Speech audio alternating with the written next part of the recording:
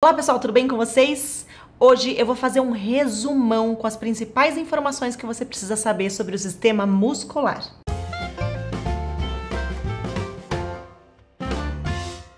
Eu sou a professora Natália Reineck e se você ainda não me conhece, muito prazer, seja bem-vindo ao canal Anatomia Etc. Aqui a gente fala de anatomia, fisiologia, ciência e outros assuntos relacionados à saúde e ao corpo humano. Se inscreve no canal caso você goste desses assuntos e ativa lá o sininho para você não perder nenhum vídeo novo, tá bom? Já que o assunto de hoje é sistema muscular, eu coloquei a minha estampa, a minha camiseta com a estampa que representa esse sistema. Qualquer semelhança não é mera coincidência, tá bom? E se você quiser conhecer as outras estampas que a gente tem aí na nossa coleção de camisetas da Anatomia Etc, é só dar uma olhadinha aqui embaixo desse vídeo, porque as estampas estão aqui embaixo. Temos camiseta e temos moletom também, então aproveita. O assunto da aula de hoje, então, é sistema muscular. A gente já tem uma playlist aqui no canal com muitas aulas sobre esse sistema, mas hoje a gente vai fazer um resumão, sabe aquele resumo, aquela revisão que você precisa estudar aí rapidamente antes de uma prova, antes de um teste, ou só para relembrar mesmo aquilo que você já estudou no passado? Pois bem, esse vídeo aqui é para você. Então, na aula de hoje, a gente vai lembrar quais são os tipos de músculos que a gente tem no nosso corpo, quais as suas funções e quais as principais características dos músculos. O tecido muscular, gente, ele representa cerca de 40, 50% do nosso peso total, do peso total do nosso corpo. E ele é constituído de células que são especializadas em realizar contração, ou seja, células capazes de contraírem. A gente vai ter 3 tipos de músculo no nosso corpo, ou 3 tipos de tecido muscular. A gente vai ter o músculo estriado esquelético, que é aquele músculo que fica associado ao nosso esqueleto, por isso que ele é chamado de esquelético. E a gente chama ele de estriado, porque quando a gente pega esse músculo e olha lá no microscópio, ele apresenta listras, que podem ser chamadas também de estrias, daí o estriado.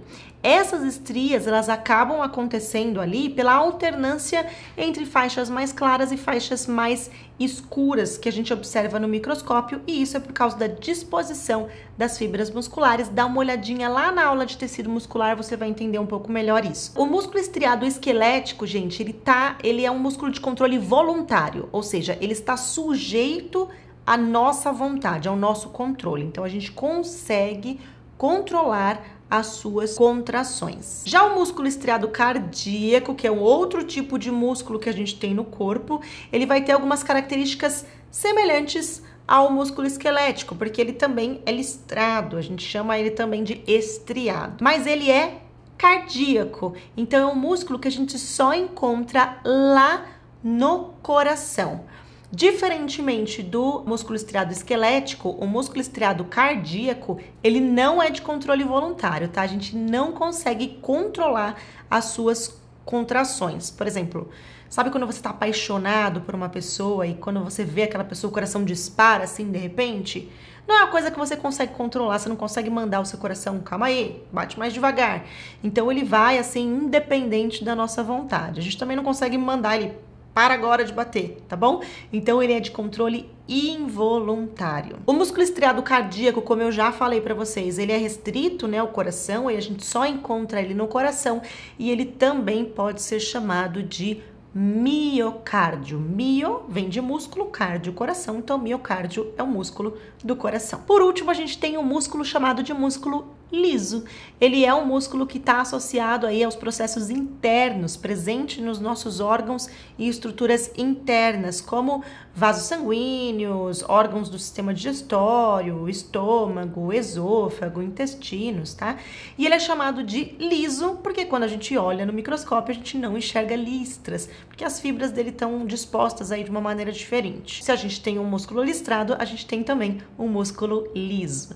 E o músculo liso, ele também é de controle involuntário, tá? A gente não consegue controlar, comandar as suas contrações. Seja qual for o tipo de músculo, estriado esquelético, estriado cardíaco ou liso, os músculos do nosso corpo vão possuir 4 funções principais, tá? Essas funções vão englobar esses tipos de músculo que eu acabei de comentar com vocês. A gente vai ter primeiro a movimentação do corpo, e quem vai garantir essa função são os músculos estriados esqueléticos, porque eles estão presos aos nossos ossos, e quando eles contraem, né, eles tracionam esses ossos, fazendo aí, movimentando os ossos e formando aí um sistema de alavancas, produzindo movimentos úteis e funcionais. Então a gente consegue se mexer e se locomover graças aos músculos estriados esqueléticos. A segunda função do sistema muscular é o movimento de substâncias dentro do corpo.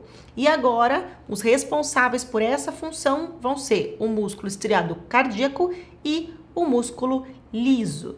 Então, com as contrações do coração, a gente tem, por exemplo, o sangue sendo impulsionado por todo o nosso corpo. Com as contrações dos músculos lisos, a gente tem aí o bom funcionamento do nosso sistema digestório, por exemplo. O músculo liso, ele move através das suas contrações, né, em ondas, que a gente chama de peristaltismo, ele vai mover o alimento aí por todo o nosso trato gastrointestinal. A terceira função dos nossos músculos, é 2 em 1 aqui na verdade, é a estabilização das posições do corpo e também o controle do volume de órgãos internos. E por que eu coloquei esses dois juntos aqui?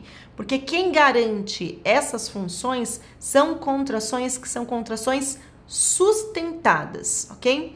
As contrações sustentadas dos nossos músculos esqueléticos posturais vão garantir a manutenção da postura do nosso corpo. É graças a esses músculos posturais que produzem essas contrações sustentadas que a gente consegue se manter ereto, sentado ou de pé quando a gente está acordado. Aliás, comentei lá na minha aula de tecido muscular, se eu não me engano, que a gente enxerga bem, né, essa questão do músculo esquelético, ele tá sujeito à nossa vontade com esses músculos posturais, porque quando a gente começa a dormir, sabe quando a aula não tá interessante, a gente dá aquela pescada? Quando a gente começa a dormir, a gente começa a perder o controle voluntário sobre esses músculos posturais. E aí, o que acontece? A gente perde o tônus postural e acaba pescando aí até dar uma acordadinha de novo. Já em relação à função do controle do volume de órgãos internos, são as contrações sustentadas de músculos lisos, né? Que vão impedir, por exemplo, o refluxo do conteúdo de um órgão oco, como, por exemplo, o estômago, ou o esvaziamento de algum órgão que a gente não quer ou não deve esvaziar naquele momento, como, por exemplo, a bexiga. Então, a gente tem musculatura em esfíncteres que mantém a sua contração sustentada, fechando essas aberturas, né, essas saídas, para que não haja ou refluxo, por exemplo, o refluxo gastroesofágico, né, o refluxo do conteúdo do estômago para o esôfago, ou então a saída, né, de substâncias como a urina, por exemplo, da bexiga em momentos não oportunos. E a quarta e última, né, principal função dos nossos músculos é a produção de calor. Conforme os nossos músculos esqueléticos eles vão funcionando aí, contraindo para realizar trabalho, o calor é produzido como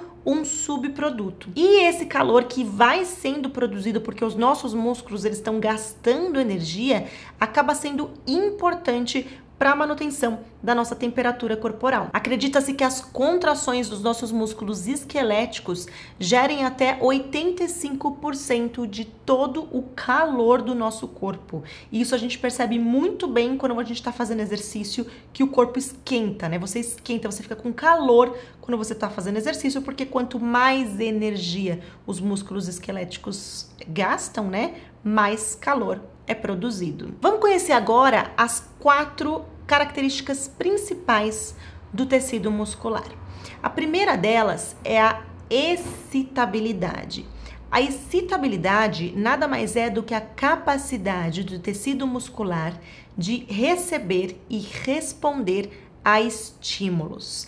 Então, para que haja a contração muscular, o tecido muscular ele precisa ser estimulado, ou seja, receber o estímulo que vai vir de um neurônio motor, para assim responder a esse estímulo, gerando uma contração. A segunda principal característica do tecido muscular é a característica de contratilidade. Então, depois que o músculo é estimulado, ele possui a capacidade de contrair, de realizar contração. Essa é fácil de lembrar, né? Contratilidade e realizar contração.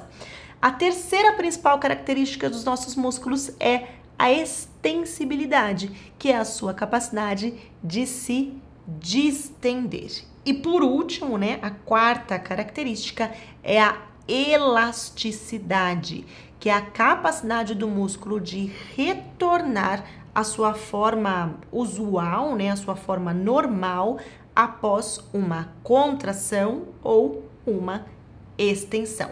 Não confundam extensibilidade com elasticidade, tá? Extensibilidade é a capacidade deles esticar, né, se distender, e a elasticidade é a capacidade de retornar à sua forma original. Revisando então, os tipos de músculos que nós temos no nosso corpo são o músculo estriado esquelético, o músculo estriado cardíaco e o músculo liso. As quatro principais funções dos nossos músculos são o movimento do corpo, o movimento de substâncias dentro do corpo, a estabilização das posições, né, da postura do corpo e a regulação do volume dos órgãos internos e, por último, a produção de calor. As principais características do tecido muscular são a excitabilidade, a contratilidade, a extensibilidade e a elasticidade. Se você gostou dessa aula, não esquece de deixar o seu joinha.